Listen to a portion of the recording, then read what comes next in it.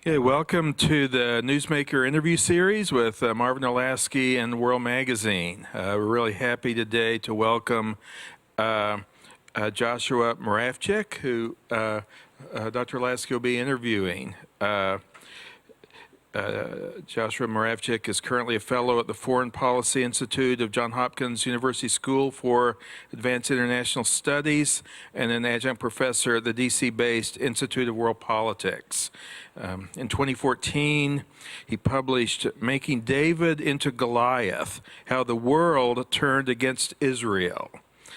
He's also written Heaven on Earth, The Rise and Fall of Socialism, and also Exporting Democracy, Fulfilling America's Destiny. Please welcome Marvin Olasky and Joshua Muravchik.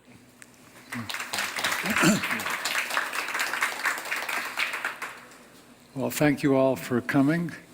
Thank you for coming here. This is quite a remarkable book.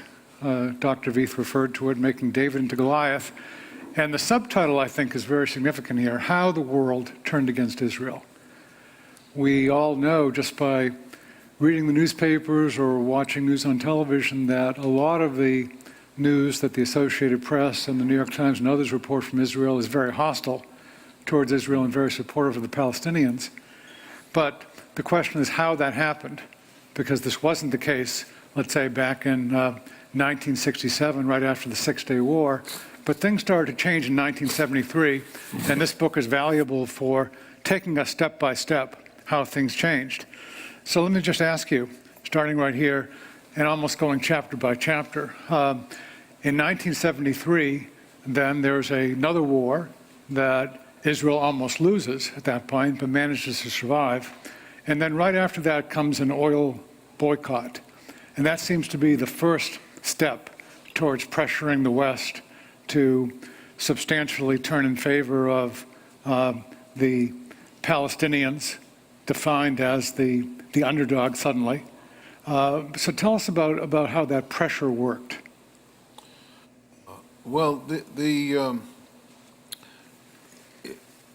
if I may, as a preface to answering that question, something else changed, which was the outcome of the 1967 war itself, and that was the emergence of Palestinian nationalism, which had not existed before then. The dominant idea in the Arab world, the hot idea of that era, just like radical Islam is the hot idea of this era, the hot idea of that era was pan-Arabism, all of the Arabs in one omnibus state. And the main exponent of that idea was Egyptian President Nasser, and he was, by the way, not shy about suggesting who he thought should be the leader of this pan-Arab state. Let me guess, his name began with N. Uncanny. And Nasser was then, and remains to this day, the most popular leader there's ever been in the Arab world. So this had a lot of traction, but all the air went out of the balloon in 1967. It was Nasser's war, and it was seen as a devastating humiliation.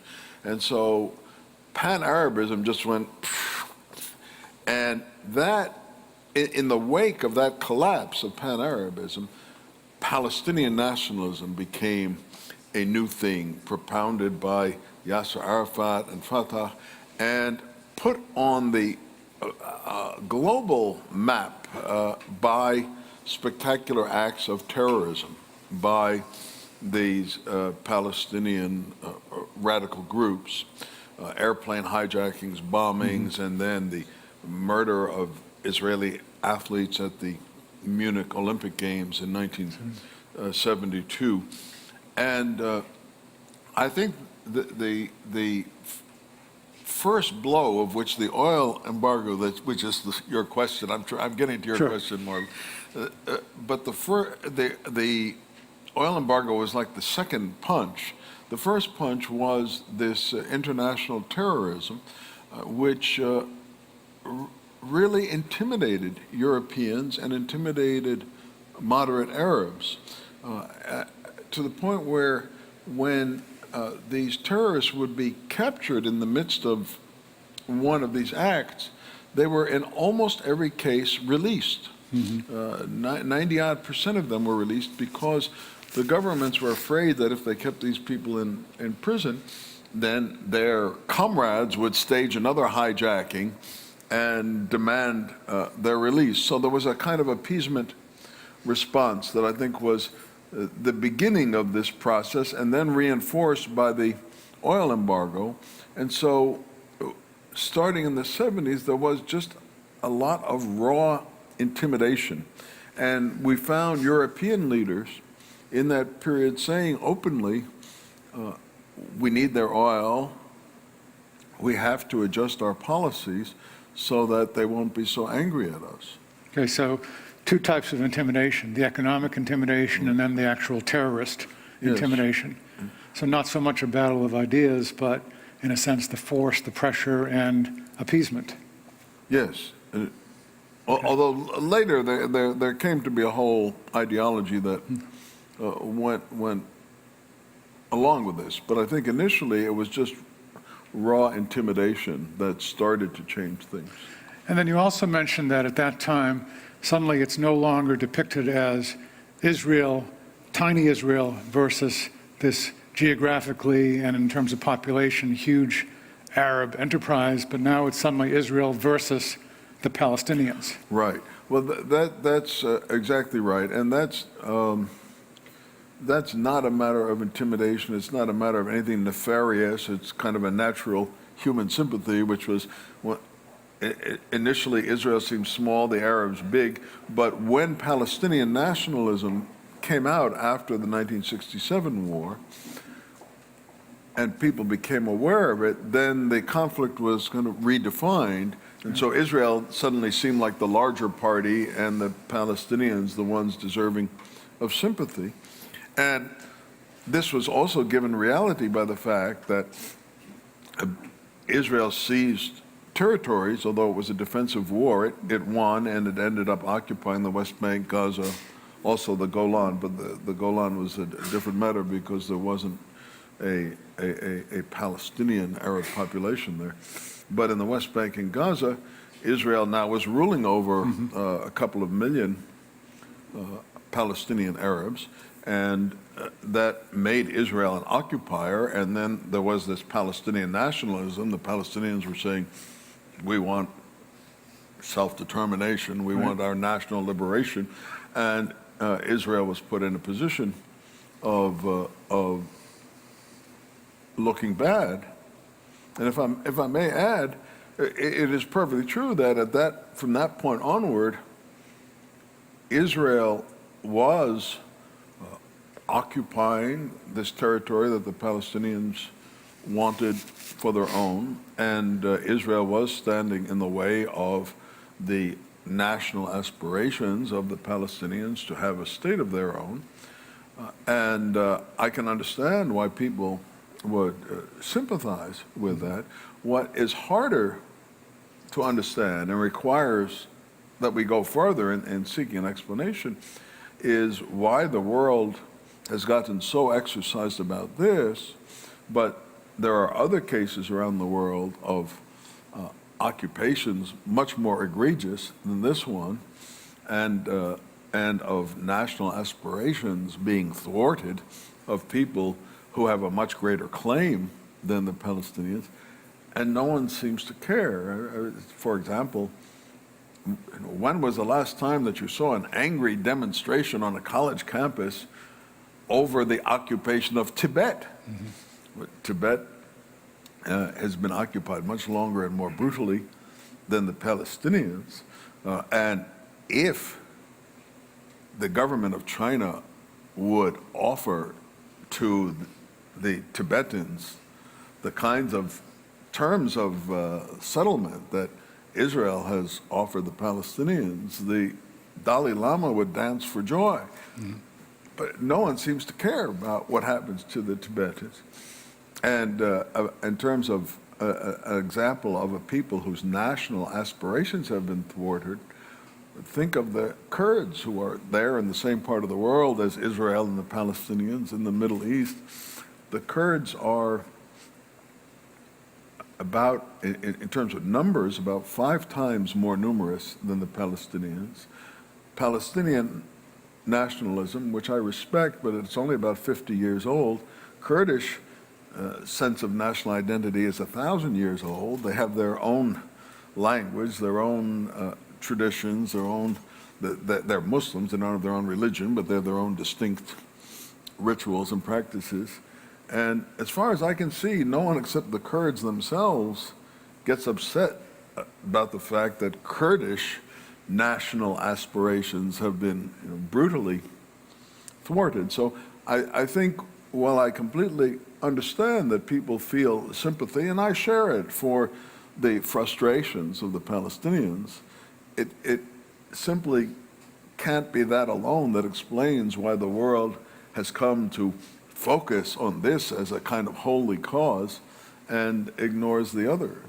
The Kurdish example is a good one, because I was thinking as you were talking about Tibet, that, well, that's really a huge media difference, in that cameras can be right there in Gaza and West Bank.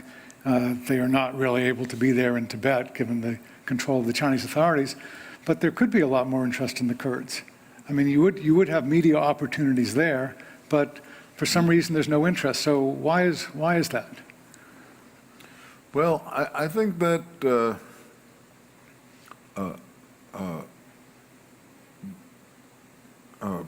brings us to a second part of the equation here, which is when I studied this problem, I wrote this book because I began by asking myself this question: why has the world become so hostile to Israel when it didn't used to be? And after studying this for a few years, I felt that I could group the reasons into 2 categories. On the one hand was sort of the raw pressure that we spoke about a few minutes ago, of oil and the intimidation from terrorism, and also the enormous numerical disparity.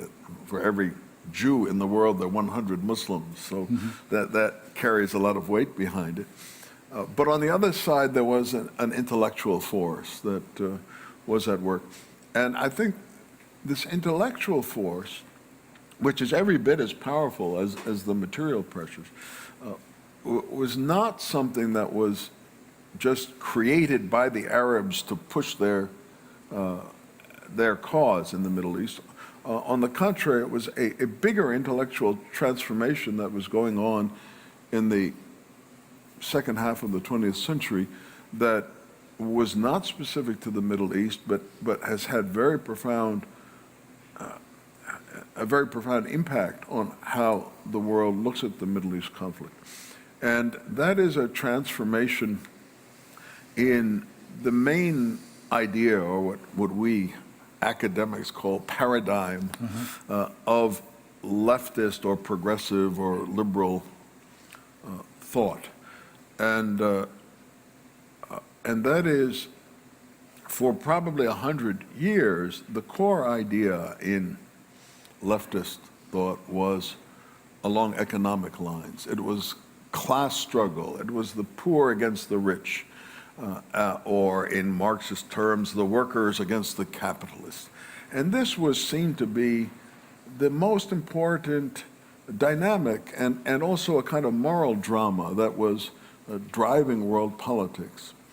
I think that starting sometime after World War II, that image or that paradigm lost a lot of its power and ability to excite people, and was replaced by another one, which was also a moral drama and a narrative of struggle. But instead of it being economic, it became ethnic or racial or national struggle. This grew out of the anti-colonial movements after World War II. And so it became what some people call the rest against the West, or the people of color against the white man. And the rest, or the people of color, were seen as the downtrodden, who had been who had been colonized, oppressed, defeated, exploited, humiliated, and now they were rising up to put an end to that and to demand their fair share and demand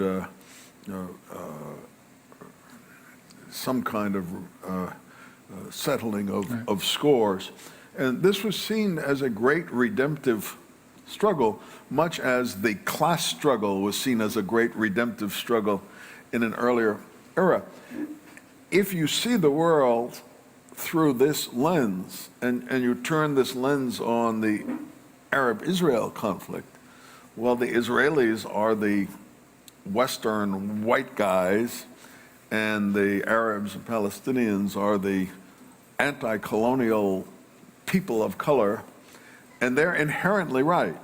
You know, it almost doesn't matter, you know, who was really shooting at civilians in Gaza or whatever. This is part of sort of the wheel of history turning, and the people who used to be down are now fighting to be up, and that's what's important. You're on their side, regardless of how many bombs they put in pizza parlors or the rest. And at the same time this is happening ideologically, you're having this new control of the United Nations, essentially by, I suppose, the formerly downtrodden groups. And so you have this official support. You can both be against the system, but also very much part of the system. Well, that's right. And the United Nations is, and it exemplifies what I alluded to a moment ago, which is the numerical advantage so there's one Israel, but there are 22 member states of the Arab League, and there are 57 member states of the Organization of Islamic Cooperation. And so there is then a kind of telescoping leverage that the Arabs have, which has enabled them to take over the UN, because these 57 Muslim states constitute the decisive part of the so-called non-aligned movement, which has 120 members out of the 194, I believe, is the current number of UN membership. So the non-aligned movement is about 2/3 of the UN. And it's an official caucus in the UN, formally recognized, and it really controls all UN bodies except for the Security Council, where the U.S. and the other 5 permanent members have vetoes, and they're able to use that to turn the UN really in quite a perversion of the UN's charter and intended purpose in the world, to turn it into an instrument for relentless attacks on Israel, both in terms of resolutions passed by the General Assembly and the Human Rights Council and other UN bodies, and also they have used this sort of mechanical majority to create 3 special UN bodies devoted to extolling the Palestinian cause and to denigrating Israel. And there's not even one special body of this kind for any other country or region or conflict in the world. And one of these, 2 of these specialized bodies are just committees. But one is a bureau of the Secretariat, which means that it's a big headquarters with dozens of staff and budget of tens of millions of dollars and big international conferences that meet 4 times a year and provide a platform for the international movement of so-called BDS to boycott, divest from, and sanction Israel. So as you were saying, Marvin, this sort of brings together the raw muscle of the Arab Muslim camp that so outnumbers Israel, with a lot of high-flown, idealistic leftist rhetoric. So people are doing something that's pretty much a nitty-gritty power play, but they're expressing it in terms of the highest idealism. And then thinking of the high-flown rhetoric, you have a chapter about the change in the Socialist International, and particularly the way Bruno Kreisky, Jewish then Prime Minister of Austria, became involved in shifting the whole Socialist International from support of Israel to condemnation of it. So maybe you could talk about that a little. Well, Israel was opposed by the communist bloc almost from the start. Not quite from the start, because right at the moment of Israel's birth, the weapons that the Zionists got to fight with in the war of independence, the birth of the nation, were Czech weapons that came because the Soviets wanted them to come. But at that moment, the Soviets still were looking at the remnants of British imperialism as an obstacle to expanding their own influence in the Middle East, and they backed the Zionists to help push the Brits out. But that only lasted for about a year, and from then on, the Soviet Union and the Communist bloc was very hostile to Israel. But the moderate left in the Socialist International, which comprises parties like the French Socialist Party or the German Social Democratic Party or the British Labour Party, they're very much part of the Western camp. They're moderate socialists, social democrats, were very friendly with Israel. And of course, Israel in its first decades of life was governed by the Israel Labor Party, so it was also a kind of moderate socialist in its prevailing philosophy. And there was a lot of friendship between these moderate Israeli socialists and these moderate European socialists, and a lot of European sympathy for Israel. But I chose one individual, the former Austrian Chancellor Bruno Kreisky, who was Jewish by birth, although he was rather an anti-Semite and resented the fact that he was Jewish by birth. He was a kind of point man, but he was a point man for a broader phenomenon, which was these European Social Democrats had always had a very strong philosophy that they were Democrats. They believed in socialism, but it had to be democratic. They were very anti-communist because the communists were dictators, and they didn't like that. And they insisted that democracy was very central to their philosophy.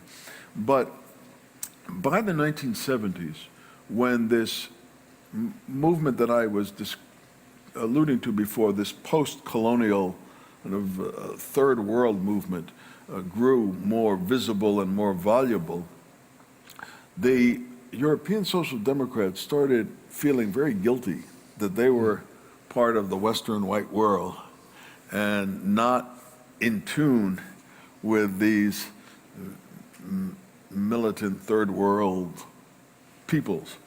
And so it wasn't just about Israel. They began to forget their commitment to democracy. They themselves practiced democracy in their own European countries. But when they looked for friends, and they were desperate to have friends in the third world, the people who called themselves socialists in the third world, none of them were Democrats. They were all petty dictators of one kind or another. And the Socialist International decided to close their eyes to that, and so they embraced, for example, the Sandinistas, who were really communists in Nicaragua, and they embraced different kind of military dictatorships in Africa and Asia. And in the Middle East, they embraced the PLO, and they made Yasser Arafat a hero, and they just did an about-face vis-a-vis Israel. Once they had embraced Israel, now they gave it the back of their hand, and actually the Israel Labor Party was at some point in this process expelled from the Socialist International. So we're putting together the pieces of a jigsaw puzzle to explain not just that there is all this hostility to Israel that we're well aware of, but how that came about. So one other piece of the puzzle here is what's happening in academia, and particularly the condemnation of Bernard Lewis and what became known as Orientalism and so forth. So tell us about that. Well, I spend a chapter in the book on Edward Said, who was professor at Columbia University, and I think one of the most influential academicians in the United States and the Western world of the latter part of the 20th century lasting to today. His books are required reading in hundreds of college campuses. Someone once was able to do a Google search of syllabi that are online and found his books required reading in 900 different classes in the United States. And a reviewer of one of his books in England in the newspaper The Guardian described him as arguably the most influential intellectual of the 20th century. So we're talking someone, there's even, for example, a Cambridge University Press introduction to the thought of Edward Said. So we're talking someone of immense influence here, and he is certainly far from alone, but he symbolizes this new paradigm that I refer to, this new leftist idea that it's all about race, not about class, and the great moral dramas, the history of the oppression of people of color by white people, and the rebellion of the people of color against this repression. And Said put together this thick book called Orientalism that kind of takes this core idea and puts it in very fancy intellectual jargon, and I think quite fraudulent jargon. I'm sure that lots of students and even lots of professors are impressed by it. It gets more impressive because it's hard to understand, and often there are sentences that go on for 250 words, and there are some words that will send you running to the dictionary to look them up, and sometimes they're words he invented. but there's a certain tendency, all of us who have some modesty or self-doubt, when we read something that's hard to understand, to think, well, this must be because it's so much over my head. This person is so knowledgeable. But I think it was really mostly a double talk. And the essential point of Said's was, and this is more or less a direct quote, he said, every European, and later in the book he said, whatever he said for Europeans also applied for Americans. Every European, and what he said about the Orient for him meant mostly the Middle East, was inherently imperialist and racist. So it all boils down, the whole idea here is that white people are inherently racist. Now this itself, if you stop and look at it, is a racist assertion. But this became, taking this simple indictment of white people and putting it in fancy academic language seemed to give it a weight and a respectability that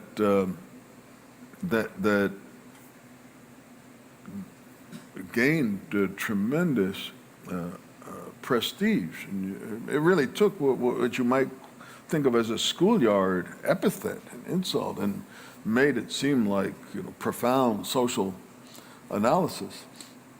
And I use Said as, sort of to exemplify this new paradigm that I've described. Okay, so we're seeing these trends in academia, these changes at the United Nations, the pressure, all that growing. And then Israel itself, in some ways, perhaps necessary, perhaps not, contributes to that.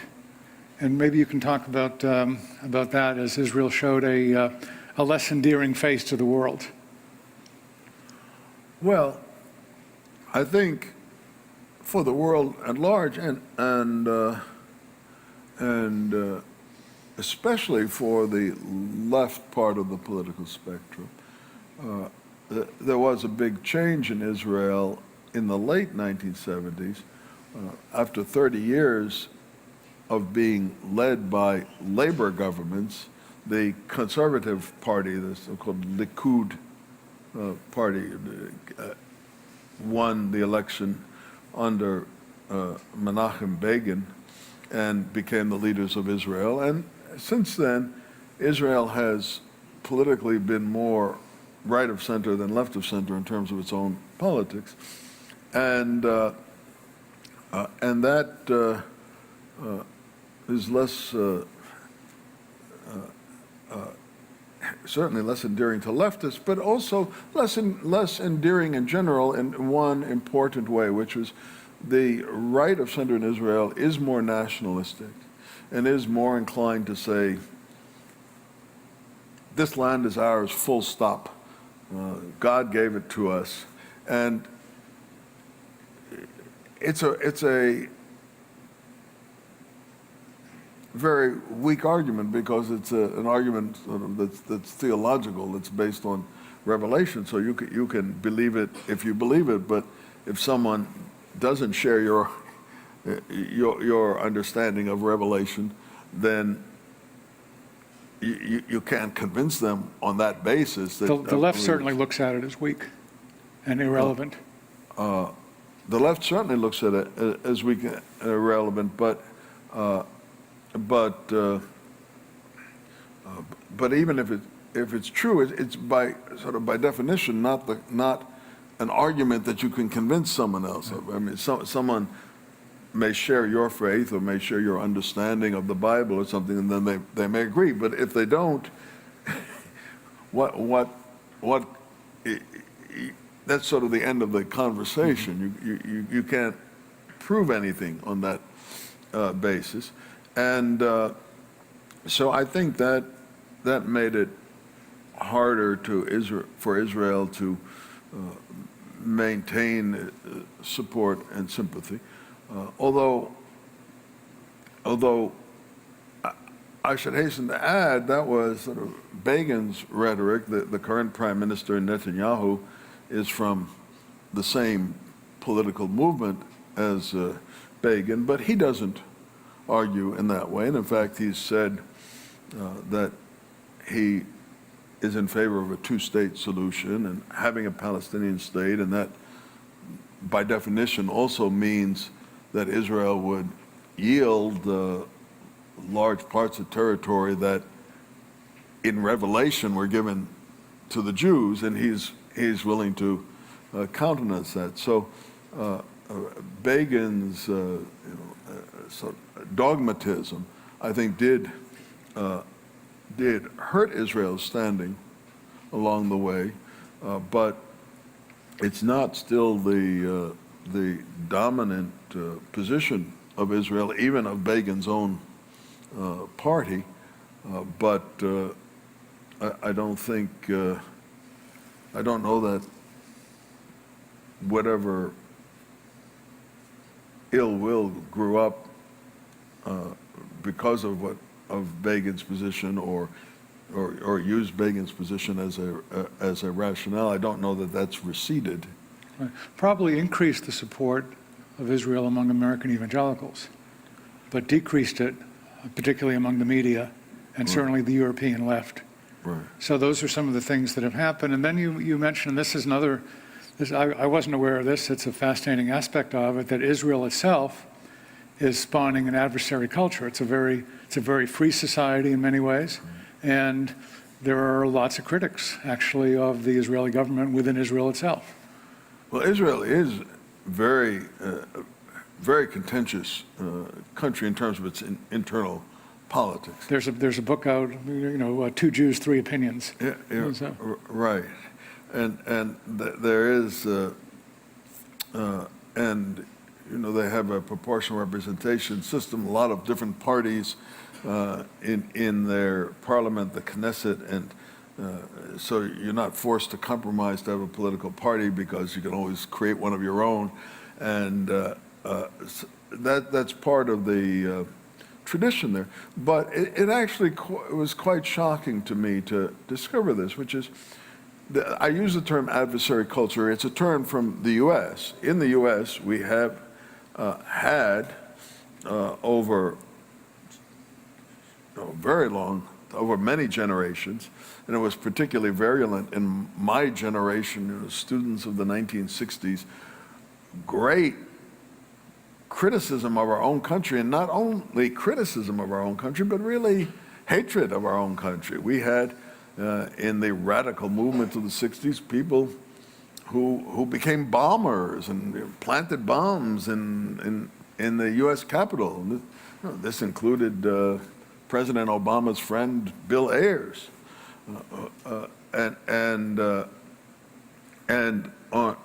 besides bombers, we had just hundreds and thousands of intellectuals and entertainers in Hollywood and journalists, people, academics, people with a great deal of influence, who think that America is really a bad country. In fact, that America is the big problem in the world. People in my era used to talk about being in the belly of the beast being America itself, and they were fighting against this beastly country. Hate America first. I hadn't heard that phrase. Hate America first is very good. And it aptly sums it up.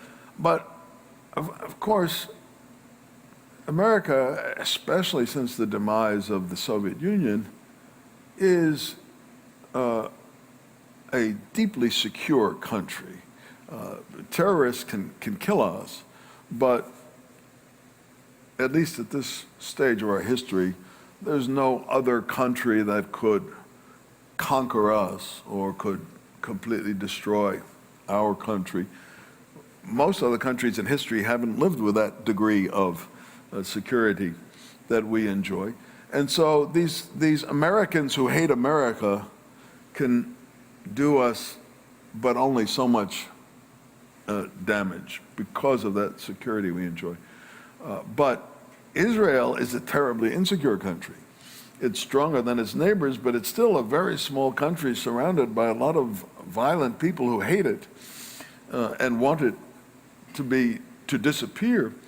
And as I began to study this, I was astonished to see that there is a kind of adversary culture in Israel of Israelis who hate Israel, who think it should disappear.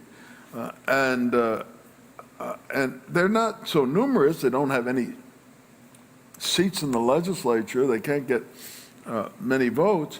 But as is true here, they're concentrated in academia and in journalism, and so they can make their voices heard. And even though they don't influence Israel very much, they are a tremendous resource for the people outside who dislike Israel.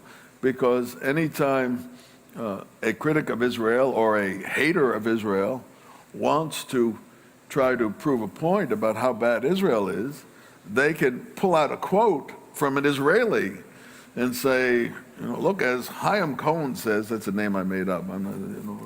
Chaim Cohen says, we killed and tortured the Palestinians, quote, or what have you, and it makes all the anti-Israel polemics so much more persuasive because they're coming using words of Israelis.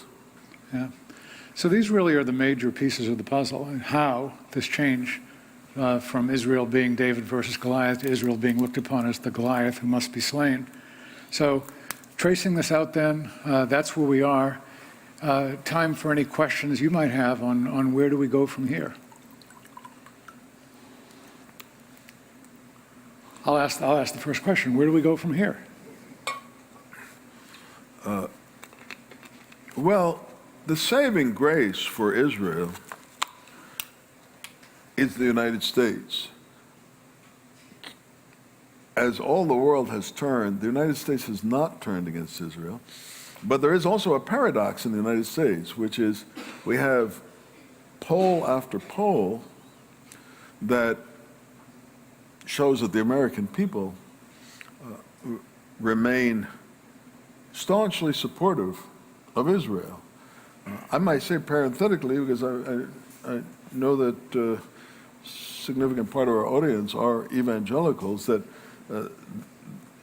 perhaps the key, certainly a key reason, and maybe the key reason for the American support for Israel being so strong is that evangelicals have taken Israel to their heart. And if you look at polls of American opinion at this point, the support for Israel among evangelical Americans is every bit as high as the support among Jewish Americans. It's really quite, it's quite a remarkable phenomenon. But the American people, but it's not only evangelicals and Jews. The American public as a whole is very supportive of Israel, but oddly, at this moment, the American government is not. And American governments come and go, but there is one thing that the current U.S. government might do that would jeopardize Israel's position for the long term, even after this government leaves office, and that would be to allow Iran to achieve a nuclear weapon, which would put Israel in a kind of jeopardy that it hasn't been in since its early days. Yeah. Questions?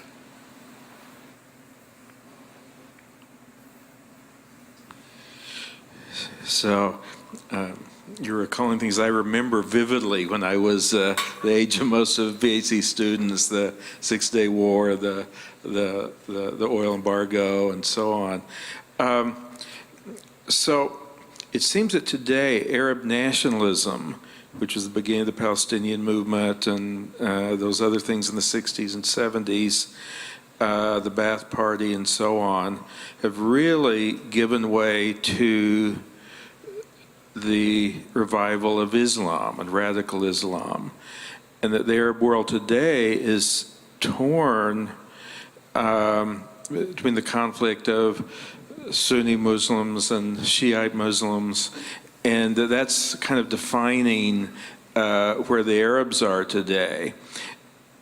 And this has become a very violent movement expressed in terrorism from all of the different varieties of Islam. What they agree on is striking the West, and especially hatred for Israel. And yet the Arab world is very torn and not necessarily united by these this Islamic revival. I'm just curious. On one level, it would seem like Israel is an even more dangerous position because of this radical religion-based hostility. And yet the West, at least among kind of the intellectual establishment and in Europe and so on, they certainly don't like the terrorist bombing, Charlie Hebdo and the like, and yet they're still seem to be aligned against Israel. Is that based on just the old kind of national legacy, or are there some new factors now in this climate of radical Islam in the Arab world? Well, it's a good question, and I'm not sure. It's all so relatively recent that I'm not sure that it won't evolve in different ways in the next few years. An interesting side to what you're describing is that I don't know that the West has changed much toward Israel in light of the frightening rise of these very extreme jihadist movements, but the moderate Arab world has drawn closer to Israel. They're right there in the midst of this maelstrom, and so we now have a government of Egypt that is working more closely with Israel than any Egyptian government before, and there's, I think, a good deal of under the table cooperation between Saudi Arabia and Israel, and some of the other, and certainly Jordan and Israel, the cooperation is very close. And there's a bunch of stuff, for example, recently in the Arab press that says that if there's another war between Israel and Hezbollah in Lebanon, because there were these violent incidents, that a lot of the Arab world will be backing Israel. Maybe not in some open way, but quietly backing Israel. And by the way, this past summer during the war in Gaza, we saw really angry and even nastily anti-Semitic demonstrations in European capitals, but there weren't any in Arab capitals, which is a first, because in the past, usually if there's a war between Israel and some part of the Arab world, then in all the rest of the Arab world, there are angry mobs in the streets chanting death to Israel, what have you. So the people, the moderate people in the Arab world who are feeling threatened by these dual radical forces, the radical Shiites backed by Iran and the radical Sunnis in ISIS and Boko Haram and groups like that have proliferated. Facing those radicals, these moderate Arabs have really gotten much friendlier to Israel. In the Western world, I think we're seeing a kind of dual response that's contradictory. I think there are some voices that may be seeing Israel more sympathetically, but there are others who think, well, if only Israel would satisfy the Palestinians, this would all be so much easier. But of course, that view, which has been around for some years, I think becomes increasingly difficult to maintain, because these jihadists who are fighting for a new caliphate, well, what do they care if there's a Palestinian state? They don't believe in states. They believe in one political entity for the whole ummah, the whole global body of Muslims. So the idea of a Palestinian state means nothing to them, but the idea of making the Jews go away may mean something to them. One more question. My impression is that today, what we're seeing on both for example, the European left and the revival of the European hard right is really a rebirth of the old anti-Semitism, that although right before it is cast in anti-colonialism and the sort of new Marxist kind of theology. Now it sounds like just a revival of the old anti-Semitism, including the protocols of Zion have come back and things like that. Do you see this is mutating in that direction? Well, I do.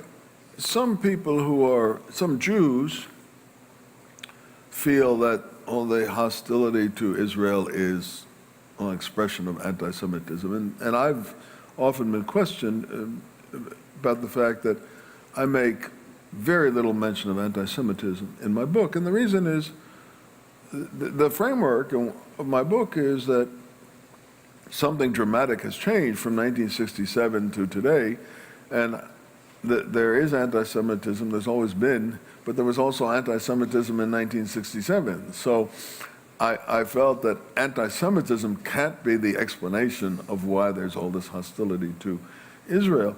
But there certainly is an old, ancient tradition of anti-Semitism in Europe. And I think that what we're seeing now is that even though, as I believe, anti-Semitism may not be the causal factor of hostility to Israel, there's a reverse relationship, which is that the hostility to Israel has gotten so feverish and unreasoning and so angry, so filled with hatred, that it's kind of spilling over. It's overflowing the boundaries that used to make anti-Semitism unacceptable, and turned into kind of raw Jew hatred, because Israel is a Jewish state. If you think that Israel is the most horrible state in the world, as many have said, then how can you hold the Jewish people blameless for this horrible state? And if you say, I hate you, I hate you, I hate you, Israel, I hate you, Israel, at a certain point, it also almost naturally is going to become, I hate you Jews, look how terrible you are. So I think it's frightening to me. I'm a Jew who, I was born just after World War II. So I grew up in this wonderful country and lived in a kind of golden moment for Jews, I think, which I have in my life encountered very, very little prejudice or hatred toward me because I'm a Jew, and now I have the feeling that this ancient prejudice and hatred is just flowing back, and that my grandchildren are going to grow up in a world in which they're going to have to face a lot of the ugly things that my grandparents had to face, and that my life was mercifully free from. But it's psychologically permissible for intellectuals now because it doesn't have to come out just as pure anti-Semitism. In that sense, it's part of anti-imperialism or solidarity with the people of color and so forth. So Right. But I'm just wondering also about media complicity in this, and how much fear involved, how much is ideology and how much is fear. I've been reading some accounts from, for example, a former Associated Press reporter in Jerusalem for a few years who suddenly who got sick of the lies he was seeing, and some other reports. And just examples for some of his writing, the Hamas rocket attacks would not appear on film. Hamas often threatened journalists who were going to report about those attacks, but that coercion, they wouldn't be reporting it. Film the civilian casualties, turn off the cameras when the Hamas combatant casualties arrive to reinforce the narrative that Israel is just killing civilians. So all these things where Hamas or Hezbollah says, if you report this, you're in trouble, and journalists say, oh, I'm not going to report it, not me, I don't want to be. The Associated Press staff in Gaza City would witness a rocket launch right beside their office, but they wouldn't report that because they were told if you do it, you're in trouble. So how much of, Israel affords freedom to journalists. In Gaza, they are harassed unless they toe the line, and so the reports we're getting are biased not just on the basis of ideology, but also on the basis of direct physical pressure. There are these threats, and it didn't start with Hamas. Sure. The same thing was done by the PLO under Arafat. There was I wrote a study so I looked at it closely, of the press coverage of the Intifada in 2000, 2001, 2, and 3. There was an episode that sort of symbolized all the things that reached the press, in which, early in the Intifada, there were two Israeli soldiers who were off duty and who took a wrong turn and wandered into Ramallah, and they were lynched there. And it was terribly shocking to Israelis, because Ramallah, is right near Israel. It's the headquarters of the moderate, of the PLO and the moderate forces. I've been there numerous times myself, and the story got out. Film footage of it got out, but there were many cameramen present, or camerawomen present, in Ramallah at the time, and the film was all confiscated and destroyed by PLO militants, thugs, officials, whatever you want to call them. But one roll of film got out and was broadcast around the world, and it got out via an Italian film crew. And then the bureau chief in Ramallah for the main Italian television station, RAI, wrote a letter to Arafat saying, Chairman Arafat, I want to assure you that it wasn't our crew that brought out this film, because we always make a point of following punctiliously the press guidelines given by the Palestinian Authority. And, well, this poor Italian journalist then was really humiliated, because Arafat gave his letter to one of the Palestinian newspapers, which published it, which their purpose in publishing it was to show how prestigious the Palestinian Authority was, that these Western news organizations were saying, we will follow your guidelines. But, of course, in Western eyes, a reporter shouldn't be saying to a government official, we'll follow your guidelines. And so the news organization, RAI TV of Italy, was very embarrassed by that, and they pulled the guy out of Ramallah, and they didn't fire him, but they demoted him and sent him off to some obscure other posting. And then all of this story kind of eventually made the news, but a further step that I found when I was researching more closely was, in one thing that wasn't widely publicized, there were some quotes from some other Italian journalists about the guy who had written the letter, who got punished. And they said, oh, poor Orlando, you have to understand, last time he crossed them, they beat him up really badly. So this was the story of how the news was shaped. And there is this intimidation and violence against journalists. But there's something else I discovered in terms of when I wrote that study, which was, even where there was goodwill on the part of the journalists, which I think is most of the time, I think that our journalists don't get training for this kind of situation, which is a conflict between a democratic country and a dictatorial country. And they get sort of basic journalistic training is there are two sides to a story. You have to say, A said this and B said that, A said that, B said that. But what if A are representatives of an open and democratic government, and they have a lot of internal constraints against deception and lying, because they'll get caught by their own news organizations, or in a democratic society, there's so many checks and balances. But Group B is a dictatorship in which no one goes against the government, and the government tries to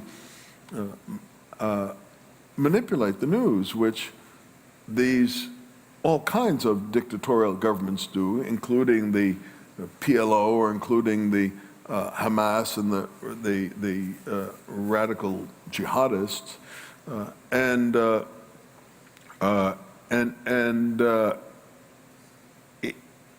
I was able to identify many situations in which the Israeli spokesman would be confronted and said, well, it's this person died, and it said, and it's claimed that Israelis killed him, and the Israeli spokesman would say, well, I don't know, we'll look into it. If we did, we're certainly sorry, we didn't mean to. And on the other side, there'd be a whole careful strategy that had no regard for the truth, and it was quite unbalanced. And I think our own journalists didn't know how to negotiate between these two very dissimilar camps. Yeah. Yeah, there should probably be a disclaimer on any news report coming out of a dictatorial country saying what you're about to watch is likely to be propaganda, because if it weren't, it would not have gotten out from there, and the reporters wouldn't have done it. So, yeah, there are a lot of problems in finding out what's actually happening. We're going to have to conclude here. But again, I do recommend this book, Making David into Goliath, by Joshua Muravchik, and please join me in thanking him for coming today. And thank you, Marvin. Thank you all.